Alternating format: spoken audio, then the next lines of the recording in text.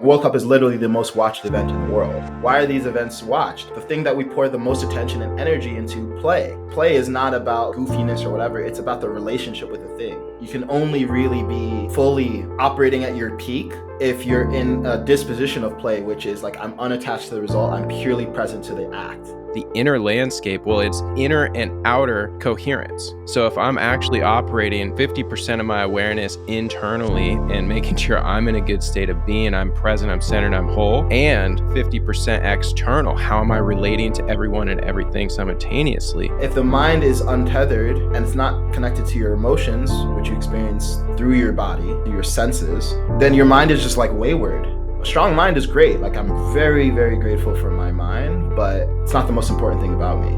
I talk about presence, purpose, passion, and play. Those are the 4 Ps. And it's funny, you just brought a new definition of play in there, and it's hyper presence. It's not being attached to the outcome, and I'm not responsible for the outcome. I'm responsible for what I bring to the table. You can think of it like this. The way I think of being a human, okay, so you have your body and you have your mind, and like, how do you actually drive the machine? Well, whatever you're paying attention to is what you're basically driving fuel toward. So if you're always paying attention to your head and your thoughts, that's where all your fuel is going. And you're neglecting what's going on in your body, so your body's not going to be functioning properly because all your energy is in your head. So a lot of what somatic therapy helps you do is to transition your default awareness from your head to your body. Welcome to the Ascend podcast. I have an incredible episode in store for you today with my man, Kaizen Asiedu. Welcome to the Ascend podcast, my brother. Thank you so much for hopping on. How you doing today? Doing great, my man. I'm up here in Topanga. I'm talking to Tyler. I just had some orange juice. Like, what the fuck could the problem be? This is great. So we have so many different topics that we could get into. I mean, you're a personal life coach. You take people through transformational journeys, your Lineage project, one of your dear friends, Amari. We've traveled to Egypt together and gotten to have a pilgrimage. I mean, there's just so many different places to go. And what feels really alive right now is you have a new brand that you started called For the Culture. And you and Amari are having some banter and bringing up subjects that are kind of taboo in general and bringing light and elegance. I'd say elegant articulation around subject matter that can kind of be sticky. And so, man, wherever you'd like to begin with this journey. Sure. So let's actually talk about For the Culture, because I think it actually encompasses a lot of what I think is important right now. So yeah, for some more context, For the Culture is a cultural commentary show that has a humorous bent to it. And every week, me and my best friend and housemate Amari, we get together and we go through some of the top headlines of the week, and we take like a clip or an article from it and we react to it, and we talk about the deeper things going on there. And here's the thing, man. I'm 33. We're both millennials. We're in an era where it feels like it's much easier to check out than it is to tune in, because there's so much stuff happening. It really feels impossible to influence anything that is happening. And I think as a result, people have gotten to the point where we're in this weird middle territory where the people who I think feel empowered to use their voice and state their opinion tend to be more extreme. And then the silent majority of people in the middle who are not that extreme are silent because maybe they don't feel like they're educated enough or they need to be an expert. So as a result, I think we get into this weird echo chamber of extremes where it feels like everything is some hyper-polarized issue, when I honestly suspect that 60% of at least Americans are like in kind of the middle, like not far left, not far right, not deep blue, not deep red, and are relatively reasonable people who are willing to change their mind as the facts present themselves. So the point of For the Culture is to restore an idea of common sense. Like, I don't know if you have common sense. And what I mean by common sense is like this common sense, like look both ways before you cross the street, like common sense so you don't hurt yourself. But what I mean is like a common sense of what's going on, like a shared reality. And Yes. I think it was Thomas Paine who wrote, he made it like a newspaper. This is back in like the 1800s, called Common Sense. And he's essentially one of the founding fathers. And when you think about what the principles of America was founded on, yes, it's a republic, but it was founded on democratic principles, because the idea was that every citizen could weigh in on the big issues. And back then it was easier in one way because it was just a smaller population. So if you think of like America's like 300 something million people by now, it was much smaller back then. But like, yeah, on issues like slavery and being free from England and, taxation and tariffs, like everyone could kind of like have a common sense of what was going on and state their opinions, even if they didn't all agree. But these days, it feels impossible to even decide, like, hey, what's even true? Like, Hmm. what headlines are even true? Because you look at one headline and it says Biden says this, and you look at another and it says Biden said that. It's really hard. So I noticed that I personally was feeling very disengaged from the outside world, and I was like, I don't like that. Hmm. I think it's easy for people who, like you and I, who are in transformational circles, to kind of just focus on the inner world. Whatever. I don't want to mix my vibe or my energy with whatever's going on out there, but it's important. I think it's especially important for people who are developed and self aware and introspective and connected to God to be connected to the world too. So that's why For the Culture exists. And yeah, we touch on taboo topics because if we don't touch on taboo topics, it's not like they go away. Like That's true. we got to talk about these things. Like, yeah, we talk about transgender rights. We talk about the 2024 elections. We talk about gender confusion. We talk about the border. We talk about, um, you know, like P. Diddy and that whole situation. We talk about, but often in times it's a pretty alternative take that I think if people listen is actually pretty commonsensical. But some of this stuff is so charged because we don't talk about it, Agreed. right? And when we suppress it and we just put it in the shadow, it still gets expressed, just not in a healthy way.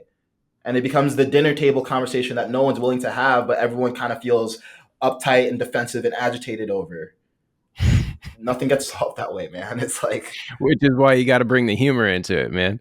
exactly. Bring the ridiculousness. Like, in Yeah. Dispenza, we talk about brain heart coherence so much. When that Mhm. happens, our amplitude grows. And so, as you were just describing that transformational experience scene and being a part of, the inner landscape, well, it's inner and outer coherence. So if Mhm. I'm actually operating, 50% of my awareness internally and making sure I'm in a good state of being, I'm present, I'm centered, I'm whole, and 50% external. How am I relating to everyone and everything simultaneously? It seems so obvious. Mm. Hello. Mhm. Yeah. Yeah. And the thing is, like, I think many people are too focused on the external. So they can't even see like where they're at and where they're getting agitated and triggered and are not resourced enough to even engage in a conversation.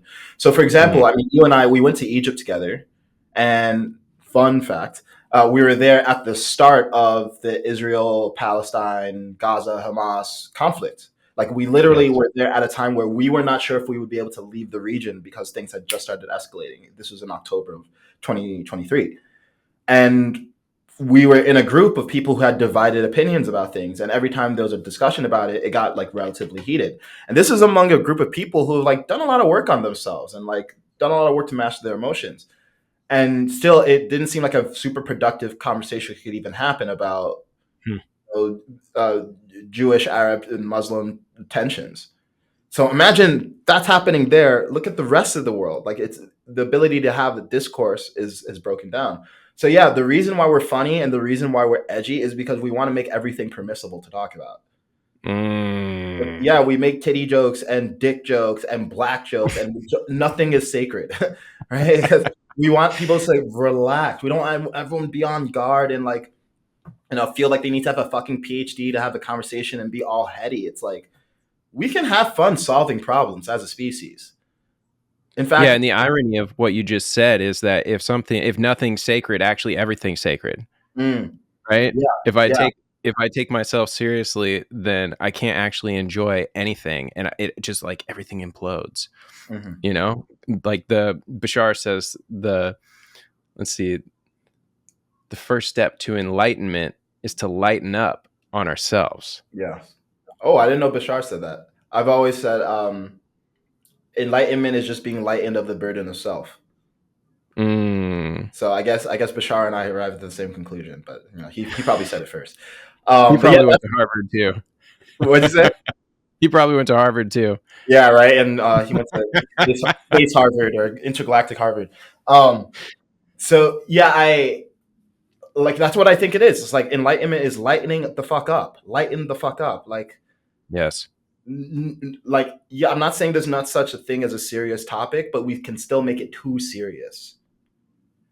And if we can't joke about something, that means that we can't move past it. Seriously, that's why I think Mm, comedians are so important. By the way, like there was this trend, and I think we're moving past it, of comedians getting canceled for making mm. un-PC jokes. It's like that's like the king saying, "I'm going to execute the jester for making fun of the king."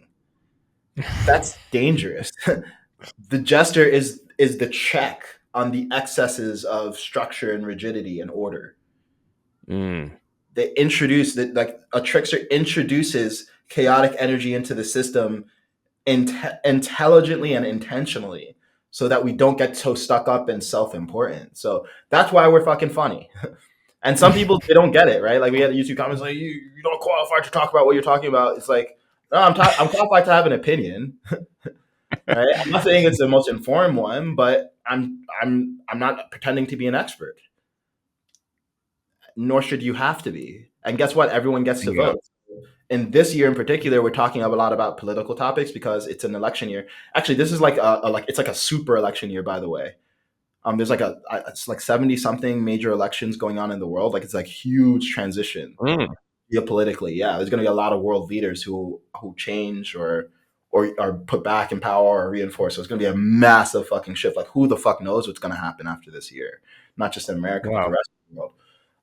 But yeah, man, just keep shit funny. You know, keep it jiggly. Talk about titties. Like life is too short to be serious about this shit, man. Absolutely. Yeah. You know, as you were describing the comedians, I was thinking about the ones that have gotten canceled along the way for these little things. And then Mhm. I think about Dave Chappelle. Yeah. And Dave Chappelle is, to me, he's the GOAT. His Hmm. ability to, he's so intelligent and he weaves these tapestries. It's just, it makes it so obvious and so hilarious, like whatever it is that's transpiring. And he'll take something from, plant a seed right at the beginning, and then 50 minutes later, he'll circle back to it and just close out. And man, it's such an incredible ability and a skill that he's developed. But that funny bone, it's like the most important thing in life, man. Like I Hmm. couldn't imagine. There's people that probably don't laugh much. Like what kind of life is that? That sounds like Yeah. hell. Yeah. I think it's actually common. And I used to be like that. I used to be pretty damn serious. But like not like Mm, can't laugh at a joke, but like still like always kind of uptight and judging everything. And my mind's always critical. And my mind still produces those critical thoughts, but I'm just not as attached to them because I'm like, this is just like not serving me or anyone. Like we don't need mm. to hold on to shit so tight. So yeah, with Dave Chappelle, I mean, I think they tried to cancel him. I mean, he's joked about everyone. He's joked about Of course. people, transgender people, black people, brown people, white people, everyone. No one's safe. And because he's crossed that threshold, now it's just it's like, oh, that's just him being him. That's just Dave being Dave. So yeah, I actually think humor creates safety for everyone, and that's why we are. That's why, in general, in my life, I try to bring in more humor. But on For the Culture, that's definitely why we do it. Humor creates safety for everyone. Mhm. Yes. Love Yeah, that, brother. Wow. So, what's it been like just teaming up with Amari on this? it's been great. I think he was naturally like more prone to using humor, right? So in the beginning, I was more focused on like, okay, I Amari want. Ferrari. Yeah, exactly, right? So in the beginning, I think I was more focused on like, okay, I want the content to be good. I want us to be focusing on the right topics, interesting topics, which is important. But he like really held the standard for like, yeah, but it needs to be fun. It needs to be playful. And now I think we're at like a good balance of we're talking about important, highly relevant shit. Like the last video we just did was about the presidential debate, the one we're currently having produced. But it's still funny. Like you're still gonna laugh, and if you don't laugh, oh, this is one of my favorite descriptions of the show is it's pleasantly offensive. It's like I'm laughing, but I'm not sure if I'm supposed to. I'm a little offended, but it's great. Like that's just like, all right, cool. Like, I can settle for that. I don't Pleasantly need you to agree. offensive. What'd you say? Pleasantly offensive, dude. That's brilliant. Yeah. Yeah. Like like we don't need to all agree, right? But we can have a good time disagreeing. That's And right. that's what we try to get to. Even between Yeah. us, in our personal dynamic. It's like we want to make sure, like, if we have a disagreement, that we can play with it on camera. And it's still a work in progress, but I think we've hit like a pretty good chord with it so far. Mm. How about with Lineage? Did you guys go really playful? Because what I've seen of Lineage, the way that you described it, it seems like a gauntlet. Yeah, yeah, yeah. So for context, Lineage is a series of men's retreats that Amari and I ran last year in 2023. And I would describe them as like cinematic transformational experiences. So they're not like typical men's retreats at all. We have a narrative arc with like chapters, and like the days have names. And last one, the theme of Lineage was Genesis. And so imagine today is like sudden death, and we staged like a scenario where the guys legit thought that they were gonna die. And I'm not going to disclose exactly what happened because that's part of the secret sauce, but they legitimately thought they were going to die. Fear And factor style, right? yeah, like Fear Factor style, exactly. Or like, yeah, Naked and Afraid, Fear Factor meets Transformation. Um, then the second day was eulogy. So, okay, you've made this the second day, you didn't die, but think of the thoughts that went through your head. If you were to die today, what would your eulogy read? And that became Mm. really present to like, yeah, am I living a life that I would be proud of in hindsight? And I can tell you a little bit about that part. We like buried them alive, and like as they read their eulogy, so very potent. Just buried alive while reading your eulogy. Yeah, right. It's like they're literally like reading it. It's like we like shovel dirt on them. Do they get to Then, rewrite it as they're being buried? nope, it's their eulogy. It's like as you are. If you died literally the day before, what would your eulogy say? Mm. What do you want it to say? What would it actually say? What could you say of your life? Um, And then the third day was pyre, so like a funeral pyre, like burning away their past life. Then the day after was Genesis, so like a rebirth day. Then the fourth day was revitalization, so like coming back to life, or rebirth. So yeah, it's a cinematic transformational experience, and it's unclear whether we're gonna like continue to do it. Right now, it's not the top priority because we have quite a few things cooking, and I personally feel connected to things that are more fun. To your question, because it was more Mm. serious, right? It was like a gauntlet of transformation, and it's fun in the way of like, I think it's like hyper masculine fun. Exactly. I'm gonna fucking You're wearing your Jon Snow thing on your shoulders, the whole like fur thing, just yeah, yeah, and it's cool. It's a good energy to play with, but I personally, I'm not in that energy in my life right now. I'm in a more like playful, light mood, and I think there's a way to bring that to men's work as well. Like at one of the Lineage events, we incorporated like freestyle and improv comedy, like shit that like is scary for people to do, but also it's fun when you do it. Um, but yeah, obviously experiences have range. Fun takes different forms, but that was, I would say, a more like serious, directed, like we're gonna get you from point A to point B. But we what tried I to make it found a really what I found really interesting is that play can actually be just as or even more intense than that like hardcore laser focus, right? Like it's mm-hmm. just a different posture to it. But for example, when we're playing basketball, I Yeah. can bring a level of intensity that's, 1,000%, right? Bringing full force beyond anything that I can actually do. Mm-hmm. And it's in the spirit of play, Mm-hmm. right? The only difference between work and play is really my perception of it. How is my emotional state relative to what I'm doing? Mm-hmm. Do you watch soccer at all? I played soccer my whole life. I don't really watch it much though. Okay, cool. But you'll probably understand the reference. And I don't really watch soccer, but I've been to a World Cup before, and I know have enough context to know this. So if you look at like the Brazilian soccer team, right? They're obviously a world class soccer team because Brazil is one of the preeminent countries for soccer. And when they win, or not even win or lose, they look like they're having fun, like they're partying. It's like saucy, like moving. Like it feels very Brazilian, and that has that flair. which is Yes. part of what makes them fun to watch. And they're playing at the absolute highest level of football. And not to knock on other countries, but if you watch U.S. soccer, for example, not as good and also very serious. So like why are sports like one of the most, like World Cup is literally the most watched event in the world? Why are these events watched? Well, why is the thing that we pour the most attention and energy into play? Mhm. Play is not about like goofiness or whatever. It's about the relationship with the thing. Like, and I really think you can only really be fully operating at your peak if you're in a disposition of play, which is like I'm unattached to the result, I'm purely present to the act. That's what play really is. I'm Mm. purely present to the act. So it's like you're playing, right? Like you're playing. That's why they call it the beautiful game. It's like it's art when it's really being played well. Of course, it's an intention to do the fucking best you can and to smash the shit out of the other team, but you can still approach it from a playful disposition rather than like with your head ahead of where you're at, which is Mm. opposite of play. It's when you can get neurotic. Um, but Adi Kalo, I don't know. I was just saying shit. I love it, man. It's so important. I talk about presence, purpose, passion, and play. Those are the 4 Ps.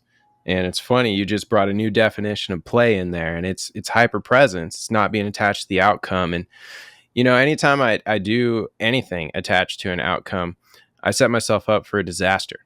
Mm, Yeah. mm, I'm not responsible for the outcome. I'm mm. responsible for what I bring to the table, Yeah, right? yeah, yeah.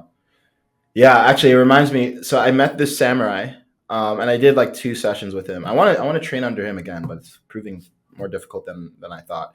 But anyway, I met him twice, and it's interesting, right? I didn't even know that there were samurai around. Like I thought maybe it's because I heard of a last samurai. I was like, oh, they're all gone and dead now. But there are still samurai who exist, but obviously they're not. They don't serve the same role that they used to, right? Because Japan doesn't even have a military.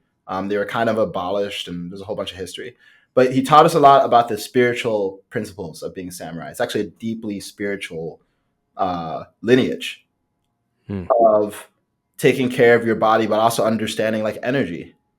And he told us about the samurai mindset, and this is something you embody after lots of training and lots of hardship.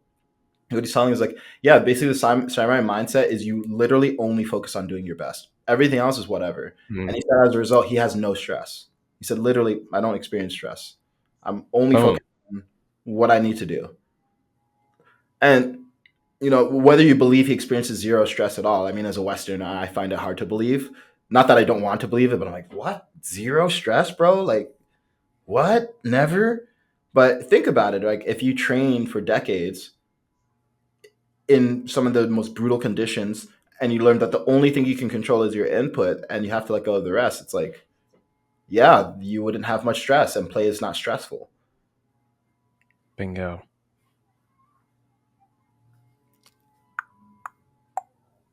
Unlock right there, dude. That was a key. And it's interesting to hear how you have such a strong mind, Mm-hmm. right? Very analytical, being able to take in. You're also a projector by your human design, right? So naturally, you see the structure, the skeletal structures, the infrastructure of things, and also I think have a great ability of perceiving like as a third party, right? No matter what's happening and mediating things, for example, you do an amazing job because you don't live in yourself, right? But you actually embody like this outside presence and able to look in and hold space for everybody and speak words into existence that actually can bridge. So no surprise you're doing for the culture and you're taking it edgy, right? Because ultimately that is you're being an integrative mediator in a playful way. Mm-hmm. Yeah, thank you. I appreciate the acknowledgement. And it's funny because having a strong mind is a double-edged sword, because if you over rely on it, it can actually really confuse you, right? Because the mind is merely there to analyze. It's not actually the source of quality decision making. Quality decision making needs your senses. Like the way I think of it is any goal that you really have, whether it's you want to make a certain amount of money, or you want to be in any kind of relationship, or you want to have some level of status, or you want to contribute something to the world. All of it is emotional in nature. Yes. Any goal that you have is emotional. It's to Yes. get something that you think will help you feel a certain way. But if the mind is untethered and it's not connected to your emotions, which you experience through your body, and it's cognized in the mind, but still through your body, through your senses, then your mind is just like wayward. And I've been very confused because I over relied on my mind. So for me, like getting reconnected to, I remember when people first said, I first started running in these like more transformational circles, and people talked about being connected to your heart. I was like, what the fuck does that even mean? I was literally not like nonsense. I was like, that doesn't mean anything. And then I literally started to feel it. I was like, wait, this is a real thing. It's not like a saying. It's so strange. I'm like, and it's in the middle that I feel it. What the fuck? I thought my heart's over here. So, Right. yeah, it was like, for me, I was really I over relied on my mind because, trauma and, maladaptive patterns and all these things. And, it's okay. It's all copacetic. It's part of being a human. But yeah, I was very in my head. I over relied on it, over calculating every single interaction, every social Mm, interaction, every facial gesture. And it's like exhausting, literally mm. exhausting. Like it like leaves me depleted at the end of social interactions. So strong mind is great. Like I'm very, very grateful for my mind, but it's not the most important thing about me. Absolutely. How have you gotten out of your mind? How have Mhm. you either turned the dials down or turned the other dials up? What is it that's worked for you? Yeah, it's been a full court press, like everything. I've tried so many different things. Like, um, I think the first big breakthrough started to happen probably through plant medicine. Um, Meditation has been a huge part of it, especially like body scans and more body based rather than necessarily watching thoughts, like watching Mm. emotions and just focusing on different parts of my body. Somatic therapy, so specifically somatic therapy, not like cognitive behavioral therapy. And I've worked with some really good somatic therapists. How do Um, you define that distinction? Somatic meaning. yeah, so somatic basically means concerning the body. So somatic therapist, maybe you've seen like this, like tapping, or Hmm. EMDR and EFT or DBR, deep brain reoriented. There's all different somatic techniques that are basically designed to help you connect to your body and notice sensation in your body. And you can think of it like this. The way I think of being a human is almost like, okay, so you have your body and you have your mind, and like, how do you actually drive the machine? Well, whatever you're paying attention to is what you're basically driving fuel toward. So if you're Mm, always paying attention to your head and your thoughts, that's where all your fuel is going. right. And you're neglecting what's going on in your body. So you're like literally like, your body's not going to be functioning properly because all your energy is in your head. And you're like, I see it all the time with guys who, I tend to be a pretty cerebral guy, like historically, and I see it all Mhm. the time. Yesterday, I was talking to someone, and we were on this call, and he didn't. He like barely moved. He's like, is like a robot. Like his like shoulders are stiff, and I get it, right? Because yeah, exactly. There you go. Where So my focus energy goes, flows in my energy body. flows. Yeah, and it's funny, right? Because he's here like talking like a robot, and can you imagine being a primitive human pre language, right? Because we didn't have Mm. language for, I don't know, hundreds or thousands of years. It was literally just nonverbal communication and maybe a bunch of grunts in there. Imagine like being like this. You literally can't connect with people. It would be weird. It's like, what's wrong with this guy? Why is he not moving when he expresses? We don't understand what he's saying. So right now it's normal for people to be like that. Everyone's scared, everyone's stifled, people are not moving when they communicate. So it stands out more when someone is like animated and like fully expressive using their body, right? It's like communicating with them as a verbal and a nonverbal experience. But because it's so rare now, it stands out. But Hmm. yeah, people feel very like stuck because they're focused on their head all the time. So a lot of what somatic therapy helps you do is to transition your default awareness from in your head to your body, so that you stop. Mm. weird robot. And I'm not exempt from that. I still act like a weird robot sometimes. When I feel uncomfortable, I'll still like regress to that. It's funny when you were going back and talking about pre-language era of humans. I'm looking at pictures of our trip right now from Egypt, and the wisdom that was in that culture, and that what's coming up for me is actually that we get stuck with our own physical mind, right? But there's the divine higher mind, that intelligence where, we get an epiphany.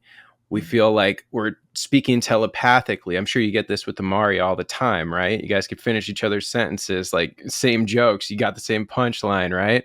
Like that bandwidth is really thick. And so I actually think that language it's a separator, right? And it's actually, especially with English being over 500,000 words, and a lot of them have different contextual meanings, like there, and there, right? It's all sorts of different meanings. And so as I've become more familiar with definitions that I create myself, not what's in a textbook, right? The dictionary definition of something, but I realize that everything that I'm taking in through language, I'm processing based on my own filters. And so then my definitions are what's giving me an emotional response or a reaction to the scenario. And so as I look back, pre-language, I'll bet it was higher bandwidth, more clear, accurate communication that was taking place. 100%, bro. Like, think about the word love, right? Like, how can this little 4-letter word capture the full bandwidth of experience that love actually feels like? It can't. It's nowhere close. We're talking like kilobytes versus gigabytes, at least terabytes, petabytes, right? So, oh, that was cool. Little reaction. Can I do that? Yeah. If you have your reactions Yeah. on. I don't have a heart. It's not working. Um, I don't have a heart. Still a How robot. could he be so heartless? The Kaizen AI is not fully up to date yet. KAI then. Yeah, so you're right. Like it was, you can have rich communication without words. In fact, it's the prerequisite to communication being rich. Your nonverbal has to be there, and the words help add precision. That's what it does. Like words are for precision, but they don't encompass the full range of the experience, the full amount of data in an experience. So emotions and nonverbal communication often are going to contain just way more data than words can. But words provide useful references so that we can stay on the same page about what we're even talking about. So it's just different. Yeah. And, what does a big hug, like a genuine heart hug, what kind of embrace is that? I mean, what language could even describe that kind of connection, that kind of support, that kind of camaraderie, that kind of, oh, it's okay. Yeah, none. You can try saying words all day. I mean, the closest thing we get is music or poetry. But even music, it's kind of cheating because there's an instrumental. But poetry, I think, is probably the best example of words becoming emotion. That's why poetry is so powerful when it's done well. I find a lot of it boring, to be honest, but I've been moved, here and there. Um, but yeah, nothing really comes close to a sensory experience. Hmm. In the law of one, they speak about the distortions. And so as soon as language is even spoken, it's a distortion. And so we had to create so many words to describe what it is that is felt. Right. So when you're speaking about that earlier, what do you mean? Feeling my heart? Like what? I've got a mind. My mind drives this thing. That's what's going on. And then it's like, whoa, wait a second. Hold on. This is actually real. There's neurons in our heart. There's neurons in our gut. We actually have the gut first, then the heart, and then the physical mind. It's so interesting how this stuff works. And yet the way that society is currently modeled for our Western culture is very digitally based. Yeah. So one awareness that I've come to, or perspective, is that we needed to take a path, since we've taken such a divided path, right? One of the mind, one of separation, a nuclear family, not a tribal communal living style, right? And so because of that, it swung, right? And so because of digital intelligence doing, Mm, right? We're all connected to the oneness, the unity, the consciousness, whatever it is, and we all experience it in different ways. So I'm not going to speak for you or for anybody else, but in my own experience, as epiphanies hit, I'm like, and if I don't act on them, they go to the next person, mm, right? And all of a sudden, this idea, this great thought that somebody had or invention, it just shows up. mm, And so then it's like, well, where does that come from? The ideas are actually entities or energies of their own within our superconsciousness. And so if our brain is attuned mostly to our physical vessel, and then our pineal actually would be the transceiver, right? Sending and receiving information, with the heart being magnetic ripples that are going out, and the mind being the focuser. So I'm sending out like a thought is an intention, and then I'm drawing it back in with the heart. Man, it's just wild to me, because now we're doing that with our AI tools, right? I'm writing a prompt. Well, I'm sending out a thought. It's mm, coming back with all this information. Oh, this feels really good. It has a gravity to it. Oh, mm, it's now helpful in bridging some sort of thought with my current reality. mm. Which is such a cool way of conceptualizing AI. Like I like that. That's how you think of it. Because yeah, it's interesting with ChatGPT. Have you heard of prompt engineers? Oh, yes. Yeah, It's like huge. literally. I don't know if it's a full job or it's a description of a role that someone has. I don't know if people are like literally paid to full time just to ask ChatGPT high quality questions. Um, but it's interesting. It's like, isn't kind of that like the great innovators ask the best questions? So now we have a digital resource that's so powerful that the limitation is not necessarily the resource so much as it is the question we are asking, which is a huge change in relationship with technology, right? Like the last time we had a change that big in technology, I would say was when Google and like search engines really became a thing, where it's like we could take this massive amount of data, and the data is not really the limitation; it's the quality of the search query and the engine. And this is like on like a another order of magnitude because it can actually like interpret and synthesize data, which of course has its downsides because now you're relying on it as an interpreter, but still fucking amazing. Like what the fuck? So it's like Well, and biases, right? That go into that interpretation. yeah, yeah, and that's part of the game, and it's another. We solve one problem, we have another one, so that's fine. But like, let's just like focus on holy shit. It's like talking to God. Right. It's like you could anything in human knowledge you can ask and have it like thought through before an answer is given to you. That's wild. So when, That's when you talk about wild. yeah, I like that. I feel like a lot of the time when AI and digital intelligence is discussed, it's discussed with this like this fearful disposition, like oh my god, it's ruining us, and it's mind capture, and it's Luciferian technology or whatever. Sometimes I hear in more spiritual circles. It's like no, it's actually an opportunity for us to upgrade our ability to interact with one plane of existence. It doesn't. It Bingo. doesn't remove the need for the other stuff from being connected to yourself and your heart and God and your soul, right? They're just different technology, different ways of interfacing with reality, and we can merge the two to do Bingo. really big shit. And the people who understand that are going to be the people who change the world.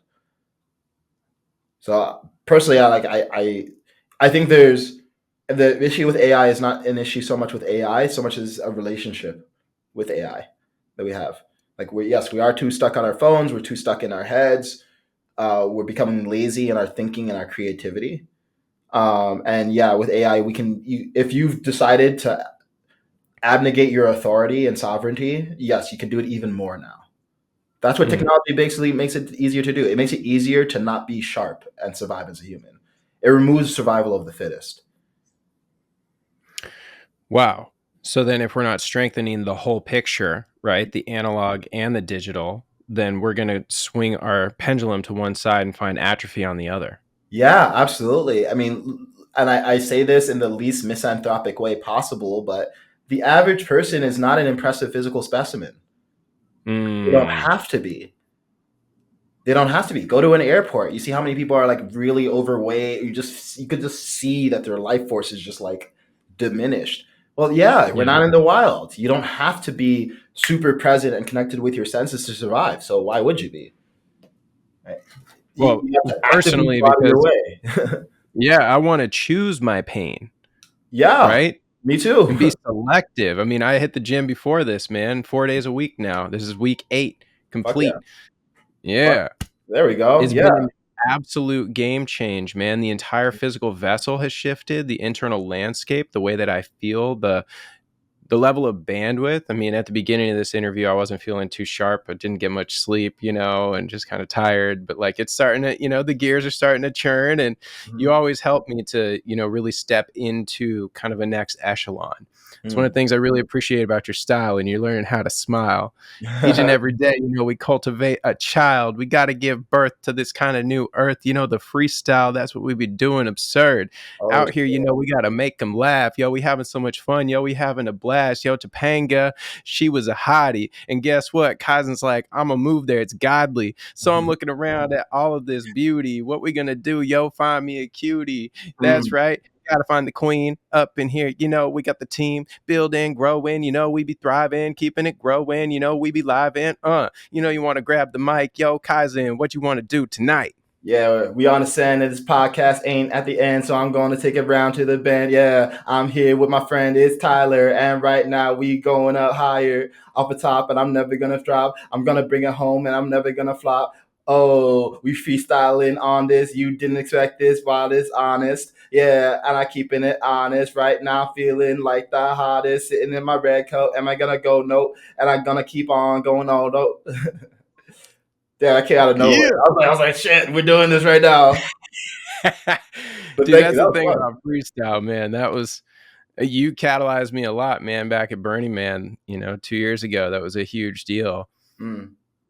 You Yeah. too. Me catalyzed you, bro. You were way ahead of me, and you like popped something open. I was literally like thinking, like the week or two before, I was like, I want to start freestyling. I want someone around who freestyles, and so like a huge opening for me. And actually, speaking of getting out of the head and into the body, ironically, I think that's what freestyling is about. It's getting out of your head. Bingo. That's what 100%. I love about it. It's my current. It's it's funny. I talked about all these like useful but kind of boring. No one gets excited about somatic work and these things. But freestyling has been one of the best things and funnest ways of getting out of my head too. Because if you're constantly in self judgment and you're constantly worried about what people will say, I even got a little self conscious when you started freestyling. I was like, oh God, it's being recorded, so I didn't freestyle as well as I can. Right? Mars wasn't terrible, but I was like, yeah, it can be better. So it's like it shows me, it's like, oh, okay, cool. This is a fun way of continuing to iterate because ultimately, yeah, the mind is in. I don't know what it's like for you when you're like really hitting. It's interesting. It's not that my mind is not involved when I'm like really flowing. It's almost like my mind. It's I'm moving at this. It's like slowed down. It's like slowed down. Instead of my mind being ahead, it's with me as I'm in motion. Like rather than like trying to think what am I going to say next, it's like the words coming up in real time as I need it, not before I need it. So that's Bingo. what it's like for me. I don't know what it's like for you. I'm curious what it's like for you. Yeah, 1,000%, man. I like to think about it as being in the infinite now, right? Because that's the only thing that exists is the here and now, and there's infinite perspectives and vantage points of it. And so, if I'm in the pocket, I view the world in this U inverse as a mirror sphere, right? So people talk about, oh, you're a mirror for me. Well, that's one dimension, one linear mirror. But in reality, it's every single direction, every single person, every single reflection. And so it's limitless. So it's a sphere, right? So the more that I get into the freestyle pocket, I feel that I'm literally in the center of the gyroscope.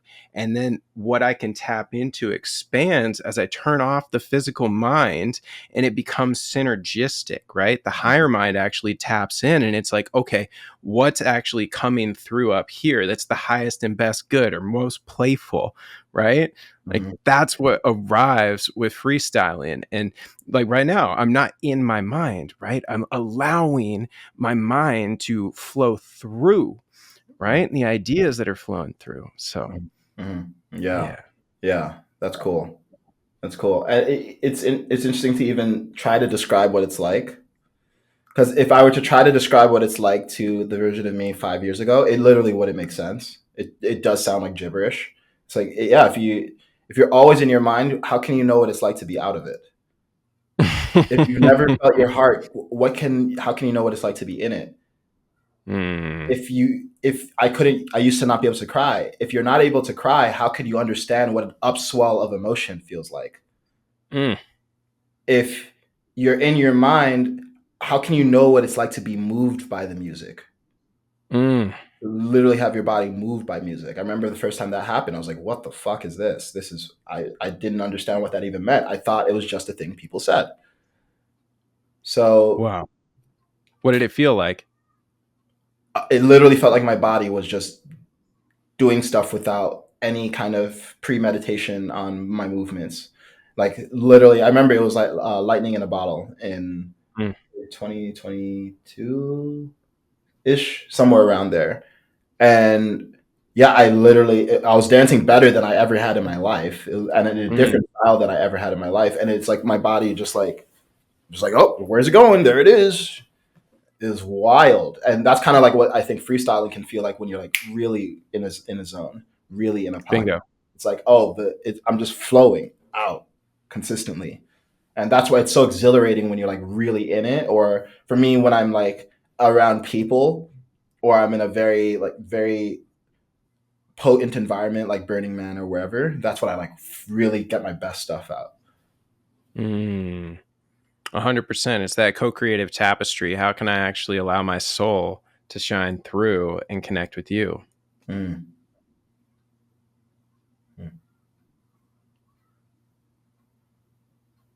Yeah, I like that. Then it's less about, oh, I need to look good, I need to sound impressive, but instead I'm just connecting with whoever else is there. Which is why I find I've been doing solo freestyles, which is fun, but it's not as fun as being with other people. I always like it's like I immediately get better the moment I'm with other people and I'm comfortable. And it's like, oh, it's like brings it up to another level. Yes, Yeah. absolutely. You want a beat? Sure. I got one up on here that we'll just play through. Let's see what we got. Yeah.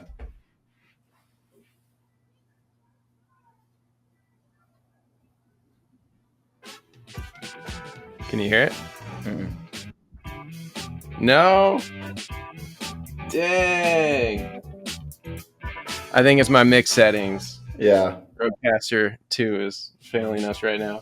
Oh, it's all good. I'm semi You relieved. can I was like, fuck, I got freestyle. I'm like, yeah, what? let's do it. And also like, because I'm still like settling into the comfort of it.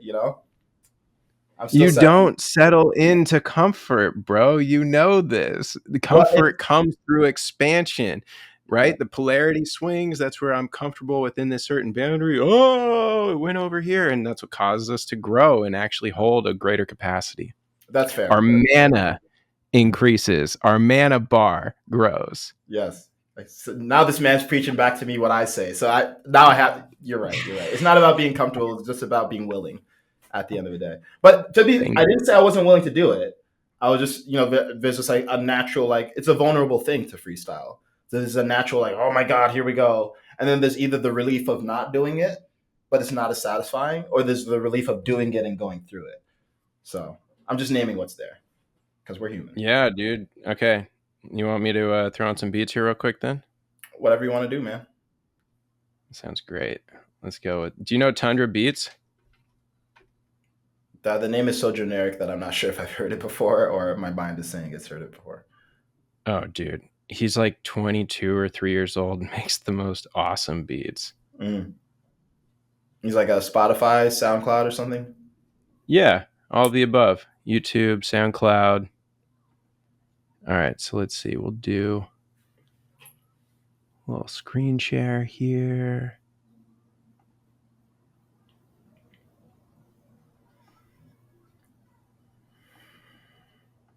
Boom. Look at that Hall of Mirrors. Woo. Can you hear it? No. No? Mm-mm. What? Man, we gotta celebrate. Coming up in here, you know, we co-create. Always elevating, got Kaizen on the scene. Coming up in here, you know, we living our dreams. Yo, we feeling so relevant when we feeling elegant. Coming up in here with the style we got, it's heaven sent. Mm. You know, it be so nice with spice. You know, the sound that we got to come through and feel it each and every time. Cause you know, we got the infinite complexity coming up in here with reality. But guess what? Friendship be the bridge. We coming up in here and we're playing like we kids. Yeah, and we playing with the kids. This beat is really good, so we gonna see what he did. Oh, and the beat is so cold that I can't really hear it, but this shit is gold. Oh, and I'm feeling all the flow. And where is he gonna go? God knows, no, no. Whoa, and I keep on going a cappella. I can do it with my fellas. I'm gonna do it hella tight, making up my own beat in my head, and I'm gonna compose and write. Ooh, it's just highly mathematical, absolutely classical, composing off the top like Mozart on sabbatical. Oh, I don't know Mm, who wrote that shit. Oh, but I wanted to fucking drop it. Oh, because I can't really hear the beat, but I know no matter what, my voice is fucking heat. mm. Yo, Literally. we always coming in. You know, he be the live man coming up in here. You know that we are thriving. We elevating. We as engineers. We learning all the patterns. We're engineering clear how to find the energy that lives inside the body. Find it with the Kundalini, feeling it so oddly. Oh my goodness, is that my Ooh, heart on a hot tub expanding all around? Yo, I'm feeling kind of hotter. What ooh. is really happening? The throat chakra unlock. Coming up in here, pineal nonstop. And now we got the cosmic vision, and you know the tapestry. We're coming up in here living limitlessly because we got the crown. We're kings and queens. You know, we all up in here. Shout out to sound. Yo, we be the queens. Mm. Finding the balance. We coming up in here and you know we got the palace. Gotta build it all the time, each and every time. So I gotta do the figure eight infinitude up in mind. That be the Akash. That's the analog kind of thing that the internet kind of saw. Yeah. Got us to a type 1 kind of species coming up in here. That's my type of theses. Yeah, he's talking about civilization. I gotta love the beats, and I know I'm not hating. I got no time to be racist against myself. I'm feeling you, I'm feeling me and myself. We all divided, we never divided. We gonna multiply it. I'm gonna go higher. I'm jumping on this beat, and I'm going into the cosmos. This shit is intergalactic on this God flow. Oh, I don't really know what's going on, but my soul is going to see every single fucking song. Oh, and I can never do it left or wrong. I'm gonna do it right. I'm gonna bring it to the light and bring it out the shadow. Now I'm feel like I'm in a battle. I'm going up like I'm baby with a rattle. I'm shaking and quaking. I'm feeling this beat and I'm making it faking. Ooh. Oh, oh, feeling the beat, yo. We gotta innovate with our feet, yo. I'm moving double time when I gotta move when I got a couple beats, yo. I've been doing it a lot, and I keep stumbling and falling. It's like I'm jumping off the skateboard right now, but I'm not stalling. So my feet are going like this, and I'm feeling like Bugs Bunny the rabbit. I'm coming up in here like the coyote, yo. I got havoc, yo. I'll be running past that cliff, and I'm still going. My goodness, then gravity hits my friend, and I'm like, ooh, could I really be dying? Yeah. Mm-mm. I'm really alive, friend. Thrive, man. Keep riding, friend. Keep riding, friend. Damn, I wish I could hear the beat. I hear like there's noise and some kind of like sporadic noise, but I can't actually hear the beat though. Okay, Yeah. listener, we're gonna get a freestyle session that we do that's more proper, and Yeah. we'll pepper that in. At Yeah, some point, that would be fun actually.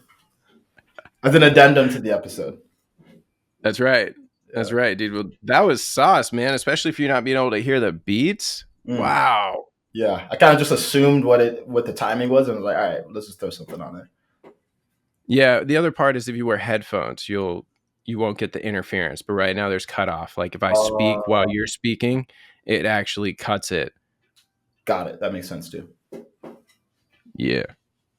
Yeah. So what's it been like for you as a content creator, man? Like you've gone through a number of iterations here. I mean, now you're like you went from kingmaker to, now I'm like video game paralleling guide, right? Using what's to me is so brilliant because the more that I lean into the video game analogies, the more I'm like, wow, if I just remember that this whole thing is play, Mm-hmm. right? And sacred play means that I can actually care about everyone and everything, but I don't need to take it so seriously, right? I'm just playing the game.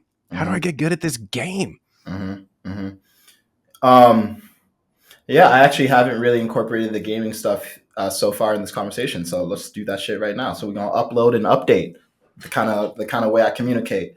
Um,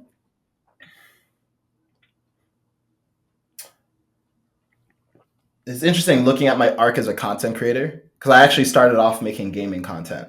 I made gaming content for a game called Teamfight Tactics, which I played professionally for a little while after I quit working at Riot Games, where I worked for 8 years. So I have a lot of context in games, and I've just always viewed life as a game. Like I viewed myself as a character to level up. I viewed my life as having like missions and quests. I viewed myself as having stats that I'm trying to improve. Lately, I kind of think of like my energy as my mana bar, and like it being low is if I'm in my head, Yeah. because if I'm in my head, then it's like draining my mana bar. So there's like a lot of fun stuff in there, but um, partially it's a reflection of my own internal journey as fun has become more priority to me. I'm like, yeah, talking about stuff in terms of gaming analogy is fucking fun. Like, and frankly, personal development is not fun for the average person. Like most people don't want to look at their limiting beliefs and trauma and all that other stuff. But games, slaying fucking demons, getting loot, fighting bosses, that sounds epic. And when you think Yes. about it, like I think most people have probably played a game like an adventure or RPG game, like Zelda or Diablo, whatever have you. The shit that the character is going through is awful. Awful. Fighting these fucking like zombies with corroded flesh falling off their face, or these fucking like overgrown Oompa Loompas with teeth, and you have to like jump on their head, or like it's terrifying. It's actually terrifying. Like imagine being in that world, and or even Pokemon. I had a thought the other day. I was like, dude, seeing a Snorlax like come over the ridge of this mountain right here would be terrifying. Actually terrifying. But it doesn't feel like that because it feels like you're doing something epic when you're playing a game. Mm. Right? It's the meaning, it's the perspective that we have on what's going on. Same thing in real life, right? If you view your life as you being the main character and following your main quest and finding other main characters and linking up with them and forming guilds and forming parties and going on raids and getting epic loot, whether that loot is something internal like a feeling of confidence in yourself, or it's something external like a sports car and a hot wife, like whatever it is, like your perspective on it is going to determine whether you have the playful disposition toward it. Otherwise, you can just Right. spend 80 years working to die, which like fucking sucks no matter what you achieved through that work. That's like really scary actually. So Terrifying um, to me. yeah, I it's could not imagine living a life just mechanically, like playing mm, Monopoly and forgetting that the process is the play, mm, right? It's not about hit and go and getting your $200, mm. you know? Yeah, yeah, and I think work has its place, but I think honestly, inner work is to get you to play. Boom. That's the purpose of inner work, to allow you to play. Right? If you look at kids, they don't need to do any inner work. That's They're right. great. They like out the box. They're ready to go. and then a bunch of shit Out of the box. out of the box. They're ready to go. They're kind of their highest self. I honestly, when I look at kids, or for me, it's my dog. Right? He's like my firstborn son to me. I'm like, yeah, Uzi. you're perfect. Yeah, blah blah blah. Little Uzi dog. Um, yeah, out like seriously, like they're born perfect. They're That's born why dog unlimited. and God, they're just spelled backwards. Mm. Yeah, someone was thinking when they made that. I was like, I can see this. Um, Hmm. and yeah, so like I used to do inner work to make myself better, and now I do inner work just to help myself feel safe enough to play. So the work is Mm. play, and even when I think about work in the broader context of life, like, okay, there are things that you sacrifice short term so that you can get long term. Of course, that's just one of the mechanics of this game. But even so, it's like you're doing this to play. Like you're sacrificing spending the money on the Toyota now so that you can get the Lamborghini later because you prefer that toy. It's just a better toy, right? You're sacrificing playing with your friends at the club every single weekend with the same old boring, music and drinks so that you can have money later to fly your friends out to Turks and Caicos private. But it's still Woo! you're Now just we cooking. yeah, you're just fucking playing. So it's just like short and long term play trade offs. And I think when we talk about my journey as a content creator, it used to be much more like self important. Like Mm. I used to be more self important to be like, all right, I'm the mindset coach, mindset ninja, kingmaker, and I like those names. The branding is fire. I like the name kingmaker. I just want to keep using it. But the place it was coming from was still kind of self-important, which is okay. Like that's what we do when we don't feel fully comfortable in ourselves. We like try to puff ourselves up, Mm. and everyone does that. All animals do that. Like my dog, he like tries. It's funny when he's around smaller dogs, he's like there's like no reaction. When his bigger dog's like gets all loud and shit. I'm like, bro, what are you doing? Like you're like 14. But humans do that too. So I think as I become more comfortable in myself, that I actually connect to things that are just like what little me liked. I love games and fantasy and that kind of tropes. And um, I'm still, I contain multitudes. Like all the other brands and things I presented myself as are also still part of me. But right now, and I'm not even, as I'm talking, I'm like, how connected am I to this Quest Guide identity? And I think it's a part of my identity. But ultimately, I'm just Kaizen. And, Bingo. Kaizen contains multiple interests. Okay, can you speak to that? Because Mm. Mr. Derek, Mm. you were not always Kaizen. One could say I always was, just wasn't always called that. But Boom. Okay. All right. True sir. True. yeah, but to give context, yeah. So when I was 30 and I'm 33 now, I changed my name to Kaizen and I changed it legally and everything too. My original name was Derek, which was a fine name, but I never felt super Derek, I guess. Um, Even just as you say it, it doesn't fit. yeah, and the funny thing about a name is that it's kind of a chicken or egg. Like, did I become Kaizen or did I choose the name Kaizen and then grow into it? Mm, Um, but I think now the two are so yeah, it's weird to identify me as Derek. Like I think people are like, you're not Derek, you're Kaizen. Um, yes. and that was coincident with me just being more intentional and taking ownership of my life more completely, including like Mm, what I want people to call me because words have meaning. Kaizen means continuous improvement or change for good, basically evolution. I was like, yeah, if the most powerful word in any, the most powerful word in the English language for anyone is their name. mm. Think of it. I can summon your attention. I can capture your attention by just saying your name. It's the most powerful word. So I was like, I want the most powerful word in the English language, or it's a Japanese word, but you know what I mean. For me to be a word that has a lot of meaning for me, so I chose the name Kaizen. I wasn't looking for a name change. I just came across a word, and it just kept on resonating with me in my consciousness. I was like, whoa, this word is so fucking beautiful. And I'm a total weeb. I love anime, and I was like, this just makes so much sense, and video games and Japanese stuff in general. Um, so yeah, You I were chose just in Kaizen. too I was just in Japan 2 weeks ago too. with Amari. Yep, exactly, exactly. So yeah, we can get into the whole spiritual, like ultimately, I'm not any of these things. I'm just pure cosmic consciousness. But I like the identification of Kaizen. It really represents my values, and the essence of it feels really right for me. It does, and it actually totally fits. Like I wouldn't have guessed that you had a different name prior. Like Mm, it just makes sense for you, and it's exuded in your character. So, Tony Robbins talks about the most powerful force in the universe is our identity, mm-hmm, right?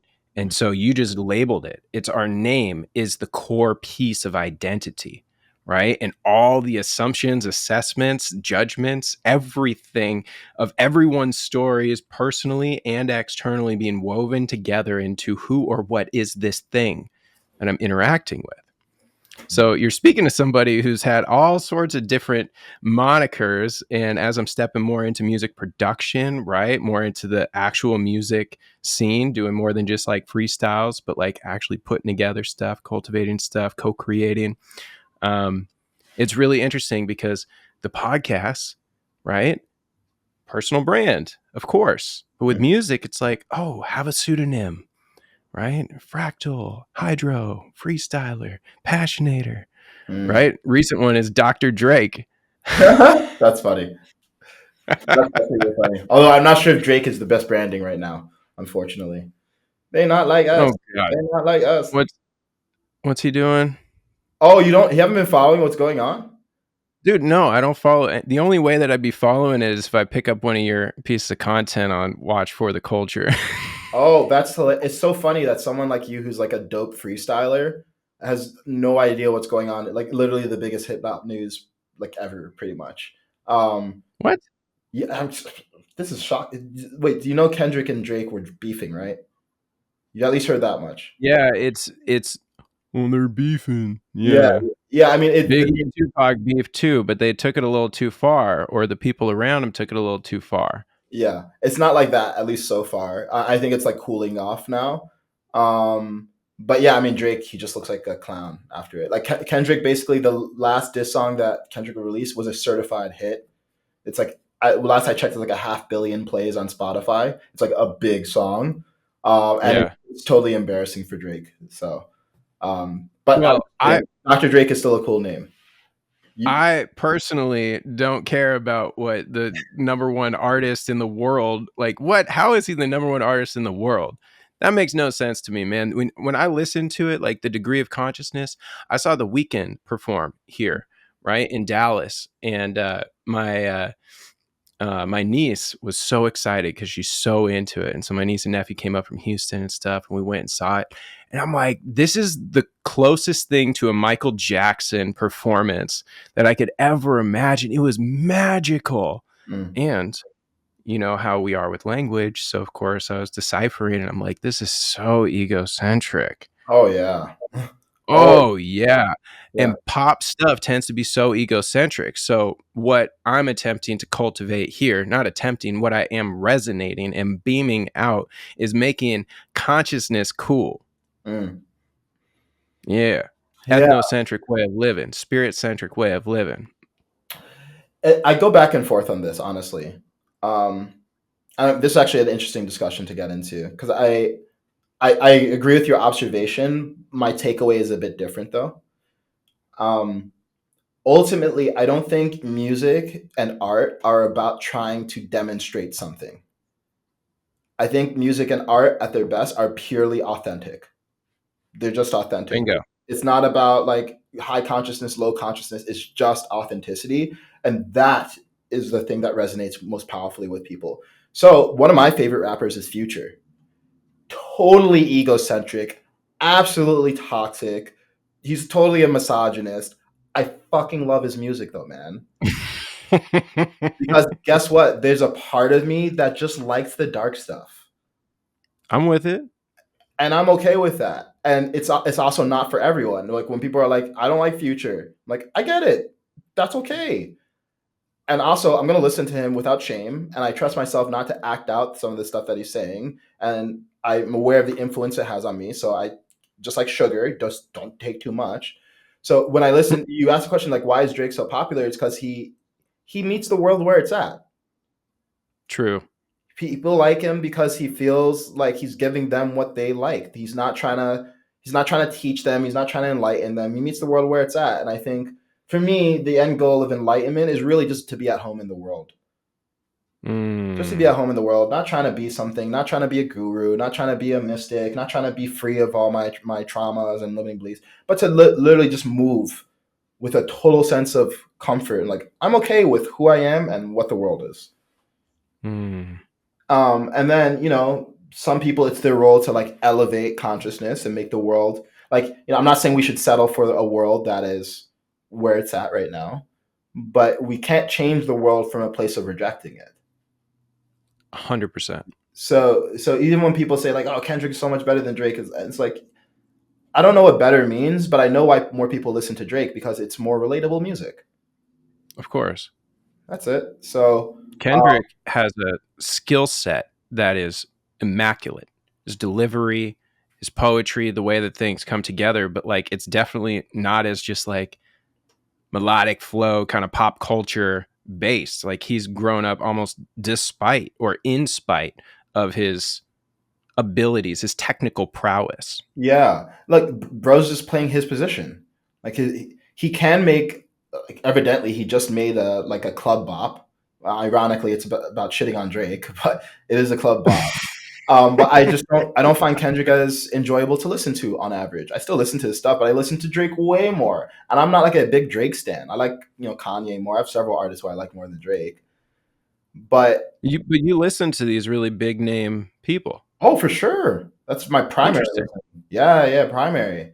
Yeah. That's your primary? Oh yeah. And What? what's funny? I actually went through a little bit of an identity crisis around it. After I went through my awakening, I had this whole beautiful wall of vinyls from like fucking Travis Scott and Future and fucking Playboy Cardi and Kanye. None of these guys are like trying to raise consciousness or anything. Just fucking guys who make music that I enjoy listening to. And Yeah. I threw all the vinyls away. Hmm. I gave them away. I was like, this is too toxic. I don't want this in my frequency. And then I realized, hey, I'm actually just throwing away a part of myself now. That's what I'm doing. I'm saying the things that I like are not okay. Wow. And you know what? Like, yeah, maybe some of these guys they have hood values and they came from the streets and they're womanizers and materialists. But guess what? So it is to be human. Yes. To be human is to have flaws, which is part of what makes humans interesting and beautiful. So, yeah, I listen to trash, toxic hip hop sometimes because a part of me likes that shit. Just like a part of me likes junk food. Just like a part of me wants to eat ice cream every day. And the higher part of me is there to make space for that without letting it consume me. That's fucking okay, man. So, yeah, I used to be, I remember for a while I was listening to only fucking like medicine music and spiritual shit. I was like, bro, this is not popping, bro. Like I'm sorry, like I have, some of those songs in my playlist, but I can't listen to this shit all the time. Have you heard Decca? No, what's that? Dude, he's one of the best lyricists on the planet. He does all his own art, all his own beats. He's from Mm, Colorado, lives in New York right now. And this album's called The Way Through. mm, And this is the hybrid. What you're discussing and describing here mm, is his music is massively creative, dives into the entire emotional range. His poetry is through the freaking roof. Like some of these tracks, you got to listen to 5, 6, 7 times to really let them sink in. And so for me, dude, I just love it. Like MF Doom. mm. Do you remember him? I didn't like him.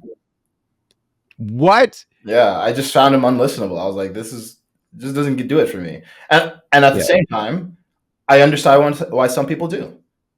What about Gangstar? Did you get into Guru at all? Not really, no. I don't really like '90s hip hop that much. I don't like a lot of these niche guys. Jay Dilla's What? mid to me. I like Metro Boomin. I think he's the best producer ever, besides Kanye. It's like, yeah, I like, I think sometimes mainstream shit is really, really fun, and it's part of it's. I have things that I'm super niche on though, right? Like I have, I have here and there. I have a few like niche rappers that I listen to, but it's the whole Like cornucopia who? stuff.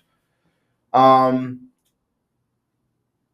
it's actually funny because some of the guys who I listened to when they were niche are not niche anymore. So like Lil Uzi Right. when he was niche, Playboy Cardi when he was niche, Freddie Gibbs when he was niche, Young Thug when he was niche, and then those guys blew up. What about Chameleonaire? Is he still making music? No, he's a venture capitalist. He's invested in over 60 companies, bro. He's a genius. And he's doing is like living his life, meeting the world where it is, and then leaving little breadcrumbs for those that are paying attention. Mm. Wait, but why did you mention him? You said what about? Because For me, Chameleonaire is somebody that I resonate with deeply. And growing up in Portland, Oregon, and at 15 years old, was listening to Chameleonaire, and it's like, who is this dude? I mean, first album, he was cussing, right, and dropping n bombs and stuff. Yeah. He did Get Your Mind Correct with Paul Wall and cussing, and then everything subsequently, his mixtape Messiah stuff, his actual published albums, Mm. no cussing, Mhm. right? And yet he's got this like gangster kind of vibe. Like he's able to. Do you need to get rolling? I was just checking the time, but yeah, probably like another 10, 15 minutes. Yeah, that's Yeah. perfect, man. Yeah, we'll wrap it in Yeah. how about 11 minutes, 11 seconds? Yeah. I am sure. I am interested in this chameleon point though. Yeah. Yeah, and so he's completely evolved his style. And so, Get Your Mind Correct, the whole thesis is, he says, poor is passing over opportunities repeatedly.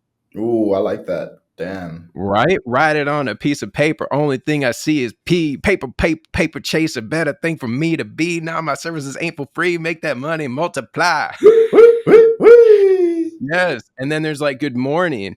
Good morning. Hey, hey, hey, hey, haters. Mm. Yeah, I don't know if I Today's can a name. good day. I'm feeling like a. Go ahead. I was gonna say I don't know if I can name a single Chameleonaire song. It's been so long. Like Riding Dirty. It was And Riding what's Dirty. ironic there is people associate him with that. He doesn't smoke weed. He doesn't drink. He doesn't do drugs. Like Did he? literally, he had the money in his pocket in this story. And yet somebody else was with him that was riding dirty. And then they got pulled over and they blamed him. And since he had the money in his pocket from doing the show, Mm-hmm. he got locked up. Yeah. And look, it looks like he made art that was a reflection of where he was at. So that's cool. He made he makes authentic music. Right? That's what I love about Kanye. Like people say, I miss the old Kanye. Well, he's not the old Kanye, so he's not going to make old music. Yeah. He's a fucking billionaire now. He has different problems. He has a different life. He has different things that he's engaged in. Right? So people make music. I think the best music is just authentic. That's it. There's no other requirement. Whether it's gospel music or it's fucking hood trap shit. And I like all of it. Yeah. Me too, man. All within, okay. So actually, a great little thing I'd love to bring up real quick was Troy Boy. Mm. Love me some Troy Boy, right? Yeah. Saw him in Dallas, he crushes it. Yeah. And then I saw him at Envision, and it was right after LS Dream. And LS Dream, everybody was in coherence. It was amazing. The way we were all flowing, dancing, finding pockets, integrating with each other. And then I was getting so pumped, and Jordan Rahm was there, we were just like, yeah, Troy Boy is coming up. And I'll tell you what, man, almost immediately, it was probably within 2 minutes, I felt everybody shifting into this egocentric, like, okay, now it's like, it got all aggressive, right? And it wasn't like people were in a mosh pit, but it was going towards that energy. And I felt everything sinking within me. And it went past the heart and then it went down into the lower chakras. And I'm like, this is the first time that I actually walked out of the pit, out of the center of a Troy Boy set that I wanted to like. Dude, he's playing nostalgic stuff, throwing in Dr. Dre samples and like the gritty beats. And it just, to me at that point, it didn't resonate. But still, I'd throw it on, when the mood is right. It's just, again, the clearness of recognizing, is this egocentric? Is this ethnocentric? And what is it that resonates the most with me at this moment? Yeah, and I think that that's the key thing. Like, what is appropriate for me right now? Because the takeaway obviously is not that Troy Boy was a problem, but maybe Troy Boy wasn't appropriate for that audience at that time, or just for me, or even just for you. Yeah, and because he's being a shining example of who he is. He is owning who he is so well, and I love that. Yeah, and that's great. Like, and then hopefully he gets aligned with venues where people are. It's set up for him to have a great time with people. But whether it's egocentric, like ego's not bad. It's another feature of reality. And sometimes I want to be egocentric, or I want to be in that headspace. And sometimes, like when I'm fucking lifting at the gym, Lord knows I'm not going to be listening to Pia or some ayahuasca singer. I'm going to listen to fucking Future or Kanye. I'm going to listen to something that's egocentric. I'm here to fucking get mine, bro. So it That's just right. it's just about context. It's just about the context. That's it. 1000%, man. Mm. Well, Kaizen, this has been such a privilege and an honor today. Thank you so much for taking your time to really just imbue your smile, your embodiment, your humor, all these serious things of the mind, and just to help illuminate us a little bit more with your vantage point of reality. Thank you, bro. Oh, I like that vantage point of reality. I'm gonna start. That's what I spit. Vantage points of reality. So, Tyler, this has been really fun, man. I love the range of different topics we talked about, and thank you for having me on the show. Yeah, brother. And then how do people get in touch with you? That's Kaizen on Instagram. Okay, so specifically at THATSKAIZEN. Yes, sir. Yeah, so that's Kaizen. And guess what? That is right there. You just got to vibe with the Kaizen. Me. That's me. Yeah, that's Kaizen. This is Kaizen, but that's Kaizen on Instagram. That's right. Well, thank you so much for tapping into your potential today. And don't forget to live with presence, passion, purpose, and play as we come together and we co create. Have a wonderful day. Thank you very much, beautiful soul. We'll catch you on the next one.